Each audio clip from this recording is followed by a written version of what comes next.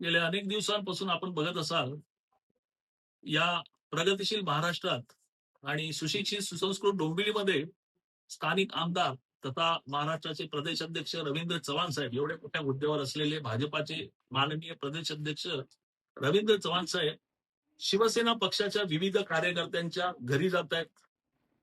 त्यांना विविध प्रलोभनं दाखवतायत. मग ती प्रलोभनं पदांची आहेत.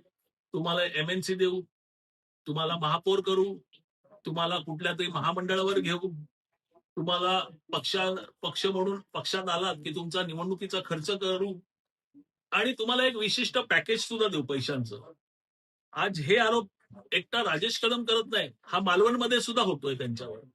आज बघत असाल 15-15 हजार रुपये वोटला वाटले गेले. या सांस्कृतिक नगरीमध्ये हे कुठल्या दिशेला चाललेले आहेत माननीय रवींद्र चव्हाण साहेब? ती भूमिका त्यांची योग्य नाहीये. आज एवढ्या मोठ्या पदावर 4-4 वेळा आमदार आहेत, 3-3 वेळा मंत्रीपद आहे आणि आता प्रत्यक्ष प्रदेश अध्यक्ष आहेत.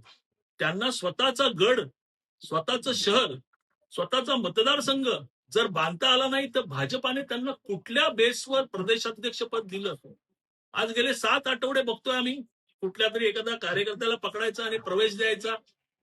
शिवसेनेचे तुम्ही 100 कार्यकर्ते जरी फोडलेत तरी त्यातून 1000 कार्यकर्ते तयार होण्याची क्षमता या शिवसेनेमध्ये आहे, हे त्यांनी लक्षात ठेवावं.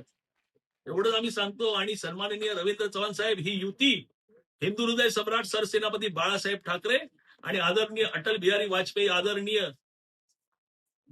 लालकृष्ण अडवाणी यांच्या विचाराने, हिंदुत्वाच्या विचाराने घडलेली ही युती आहे. आणि आता एकनाथ शिंदे साहेब आणि सन्माननीय या भारताचं कणखर नेतृत्व नरेंद्र मोदी साहेब आणि आदरणीय अमितजी शहा यांच्या माध्यमातून ही युती घडलेली आहे.